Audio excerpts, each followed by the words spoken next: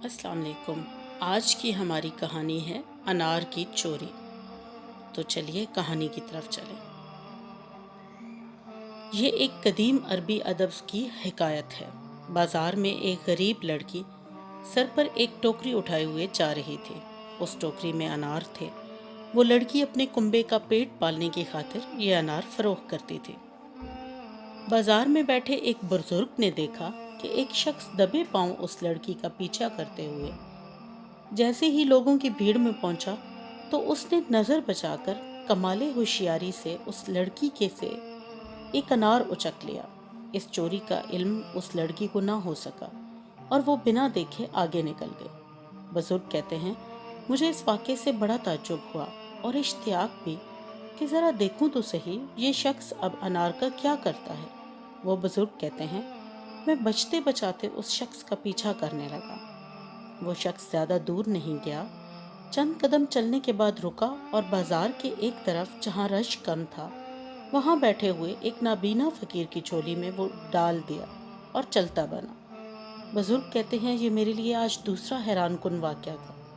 मैंने कदमों की रफ्तार तेज की और थोड़ी दूर जाकर उस शख्स को जा लिया। उसे मुखातिब करते हुए कहा कि आज मैंने बाजार में एक अजीबो गरीब वाक़या देखा। एक चोर ने चोरी के बाद खुद इस्तेमाल करने की बजाय किसी और के हवाले कर दिया और खुद खाली हाथ रह गया।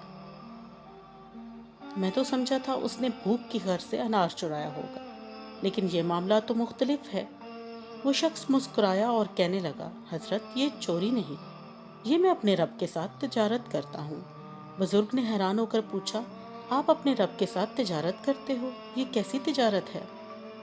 उस शख्स ने कहा, मैंने ये चोरी की तो मेरे नामा अमाल में एक बुरा अमल लिखा गया और फिर मैंने सदका कर दिया और लिखने वाले ने मेरे हिसाब में 10 नेकियां लिख दी।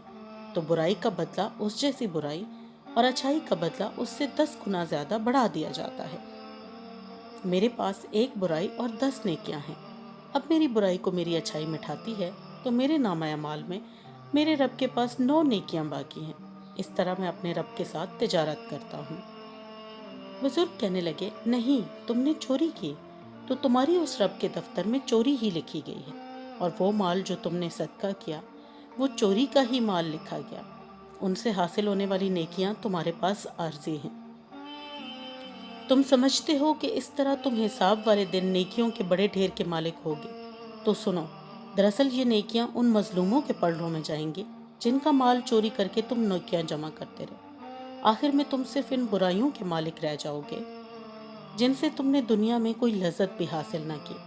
खून से खून साफ नहीं किया जा सकता। नापाक कपड़ों को धोने के लिए पाक पानी की जरूरत होती है। रब जमील है और जमाल से मोहब्बत रखता है।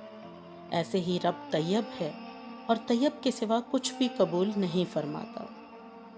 मुकम्मल इल्म के बगैर लोग अपने लिए या दूसरों के लिए फतवा गढ़ लेते हैं और बातिल से इस्तदलाल करते हुए बातिल पर डट जाते हैं। उल्टा अपने बातिल अमल पर जिद करते हैं कि हमें हक पर समझा जाए। वो हलालो हराम के लिए खुद सख्ता जवाज तराश करके उनका दिफा करने लग जाते हैं। खुद को बेहतरीन साबित करने के लिए ये सरीहन धोखा है लोगों के साथ और अपने नफ्स के साथ। रब मुझे और आपको बुरी ख्वाहिश की गुलामी और उस शख्स जैसी आरजी नेकियों से बचाए। आमीन। आज के लिए इतना ही। अल्लाह हाफिज।